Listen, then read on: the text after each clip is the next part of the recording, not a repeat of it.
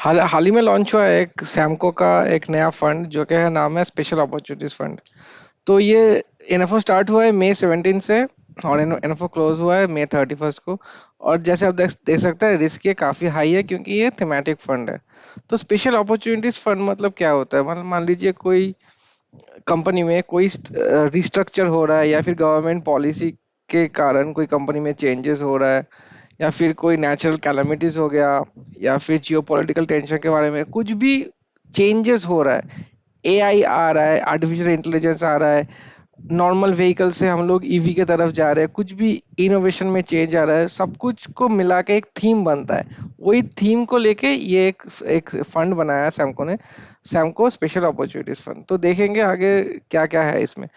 यहाँ पे लिख रहा है कि Samco special opportunities fund is built on unique proprietary disruption model. तो इनका डिस्रप्शन एक मॉडल है जो मैं दिखाऊंगा अभी, which has 10 distinct sub strategies, each designed to uncover special situations. The fund capitalizes on market inefficiencies, aiming for long-term capital growth through undervalued or overlooked opportunities. ये दो मेन टर्म्स है, undervalued और overlooked opportunities. Undervalue मतलब अभी मान लीजिए एक stock x है, उस स्टॉक का वैल्यूएशन जितना होना चाहिए वो उतना है नहीं। हाल ही में पॉलीकैब जो एक कंपनी है, पॉलीकैब का कुछ रिसेंटली इनकम टैक्स के ऑडिट के कारण उसका जो स्टॉक है 2 दिन में काफी नीचे आ गया था, 20% नीचे आ गया था। तो इसका क्या मतलब, पॉली का कंपनी खराब हो गया? नहीं हुआ। ये मार्केट सेंटीमेंट डिसाइड करता है कि स्टॉक का प्राइस कितना होगा कि नहीं होगा, लेकिन उसका उसका एक्चुअल जो इंट्रिंसिक वैल्यू है वो चेंज नहीं होता है कभी भी। तो जब ये कोई कोई भी स्टॉक नीचे आता है due to negative market sentiment, तब वो अंडरवैल्यूड हो हो चुका होता है, वहीं पर एक बाइंग अपॉर्चुनिटी बनता है। और दूसरा जो कारण है ओवरलुक्ड अपॉर्चुनिटीज। मान लीजिए अभी अभी 2024 में ईवी का बोलबाला चल रहा है, 2018 2017 का बात कर रहा हूँ मैं। तब ईवी मार्केट में नया नया आया था, तो लोग सोच रहे थे क्या ही कर लेगा ईवी, इलेक्ट्रिक व्हीकल कौन चलाएगा। ठीक है, लेकिन तभी मार्केट ओवरलुक कर रहा था ईवी को कि ईवी कितना ही बढ़ बढ़ पाएगा। वहां पे एक बाइंग अपॉर्चुनिटी बन जाता है, ओवरलुक्ड अपॉर्चुनिटी। ठीक है, वहाँ वहाँ पे जो लोग भी जो जो फंड ओवरलुक किए थे ईवी कंपनीज को, तो उनका प्रॉफिट नहीं हुआ है। और जो लोग तभी लिए थे ईवी कंपनी को, तो उनका एक स्पेशल अपॉर्चुनिटीज बन जाता है और उनका प्रॉफिट काफी हाई रहेगा। तो फंड ऑब्जेक्टिव देख लेते हैं। This the investment objective of this fund of the scheme is to achieve long-term capital appreciation by investing in a portfolio of securities that are involved in special situations such as restructurings, turnarounds, spin-offs, mergers and acquisitions, new trends, new and emerging sectors, digitization, premiumization and other special corporate action. जो मैं जिनका बात कर रहा था, AI वगैरह, EV वगैरह, मान लीजिए कोई मर्जर हो गया, एक कंपनी दूसरे कंपनी को खरीद लिया है, कोई मर्ज हो, दो कंपनी एक में मर्ज हो गया, रिस्ट्रक्चरिंग हो गया, सब कुछ मिला के एक स्पेशल सिचुएशन बनता है। These situations often create miss pricing, ये एक इंपॉर्टेंट टर्म है, miss pricing and undervalued opportunities. ठीक है, मान लीजिए दो कंपनी का मर्जिंग हो गया। मर्जिंग एक नेगेटिव सेंटीमेंट होता है स्टॉक मार्केट में। जब मर्जिंग हो जाता है तब एक प्राइसिंग मतलब काफी स्टॉक नीचे गिर जाता है, जो एक्चुअल उसका इंट्रिंसिक वैल्यू रहता है वहां से काफी नीचे आ जाता है स्टॉक, तो मिस प्राइसिंग हो जाता है उस स्टॉक का। तो वहां पे एक बाइंग अपॉर्चुनिटी बनता है। और यहीं पर जो अपॉर्चुनिटी स्पेशल अपॉर्चुनिटीज फंड है सैमको, जो सब स्पेशल अपॉर्चुनिटीज फंड है, ये वाला फंड वहीं पर बाई करेगा अपना स्टॉक नीचे। जब जब एक स्टॉक नीचे आएगा अपने इंट्रिंसिक वैल्यू से, तो वहां पर बाई करेगा। और सेल करेगा कब? जब मोमेंटम में रहेगा, बहुत ही अपना पीक छू लेगा, तब वहां पर ये स्टॉक अपना सेल करेगा। तो डिसरप्शन मॉडल यहाँ पे की हाइलाइट्स है। Disruption model unique proprietary model है, इनका खुद का बनाया हुआ, सैमको कंपनी का खुद का बनाया हुआ प्रोप्राइटरी मॉडल है फॉर आइडेंटिफाइंग स्पेशल सिचुएशन। तो स्पेशल सिचुएशन हमेशा ऐसा नहीं है कि एक स्पेशल सिचुएशन हमेशा अच्छा हो सकता है। मान लीजिए कोई कंपनी में करप्शन हो गया, ठीक है, मैं ऐसे एग्जांपल दे रहा हूँ, कोई कंपनी में करप्शन हो गया, बहुत ही ऊपर लेवल, टॉप लेवल का 5-6 जो सीईओ, सीएमओ, सीएफओ, सीओ जो भी है, सब कोई करप्टेड निकला, तो वो एक अच्छी बात नहीं है कोई कंपनी के लिए। मान लीजिए कंपनी में जो फाइनेंशियल बैलेंस शीट है वहां पे कोई घोटाला मिला है, तो वो कोई अच्छी स्पेशल सिचुएशन है नहीं। तो स्पेशल सिचुएशन को आइडेंटिफाई करना भी एक एक स्किल है, और वही स्किल वो एक इन लोग का मॉडल है, जो इनका मॉडल का नाम है डिसरप्शन मॉडल। तो इस मॉडल के बेनिफिट से ये लोग एक स्पेशल सिचुएशन को आइडेंटिफाई करता है, और स्पेशल सिचुएशन का जो स्टॉक्स है, क्या ये स्टॉक बढ़ सकता है, नहीं नहीं बढ़ सकता है, क्या क्या पॉसिबिलिटी आउटकम्स रह सकता है, वो सब डिसाइड करता है ये डिसरप्शन मॉडल है इनका। तो नेक्स्ट है dynamic flexibility portfolio of idea across sectors and situations without any restrictions. ठीक है, मान लीजिए कोई भी सेक्टर हो गया, कोई भी कुछ भी सेक्टर का कोई कोई लिमिटेशन नहीं है यहाँ पर। मान मान लीजिए कि कोई मैन्युफैक्चरिंग सेक्टर हो गया, फिर इंफ्रास्ट्रक्चर सेक्टर हो गया, फार्मास्यूटिकल सेक्टर हो गया, ये कोई लिमिटेशन नहीं है। कुछ भी कोई भी सेक्टर से कहीं कोई भी कंपनी का अगर कोई स्पेशल सिचुएशन बनता है, कोई अकाउंटेबिलिटी का कोई चीज आता है, तब ये लोग अपना पैसा लगा सकते हैं वहीं पर।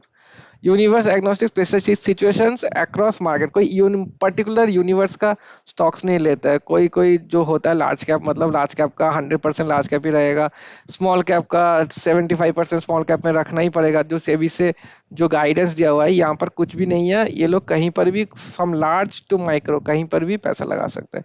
टैक्स एफिशिएंसी जो सेम ही होगा, इक्विटी का जो टैक्स है एसटीसीजी और एलटीसीजी का हम लोग जो जानते हैं वही सेम ही है। Diversification across portfolio, themes to mitigate risk, हम लोग मतलब ये लोग डाइवर्सिफाई कर लेगा अक्रॉस स्पेशल सिचुएशन। थीम्स मतलब सिचुएशन थीम्स, मतलब रिस्क को कम करने के लिए ये लोग डाइवर्सिफाई करता रहेगा। तो एनएफओ स्टार्ट हुआ है 9/17 से और एंड हुआ है 31 को। अलॉटमेंट का डेट अभी तक दिया नहीं है यहाँ पर। तो टाइप ऑफ स्कीम है ये, डायरेक्ट ग्रोथ स्कीम भी है और रेगुलर ग्रोथ भी, मतलब आप बैंक से भी खरीद पाएंगे और ऑनलाइन ब्रोकर से भी खरीद पाएंगे। बेंचमार्क है निफ्टी 500 टीआरआई। एसटीपी फ्रीक्वेंसी है नॉर्मल एसटीपी है, डेली वीकली फोर्टनाइटली मंथली और क्वार्टरली। ये डिपेंड करता है अपने ब्रोकर टू ब्रोकर के कितना अलाउ करता है ब्रोकर। मिनिमम एप्लीकेशन एनएफओ में एप्लीकेशन के लिए चाहिए 5,000 रुपीज, और एडिशनल अमाउंट जब आप लमसम करेंगे तो 500 रुपीज के कर सकते हैं, और एसआईपी अमाउंट है 500 रुपीज।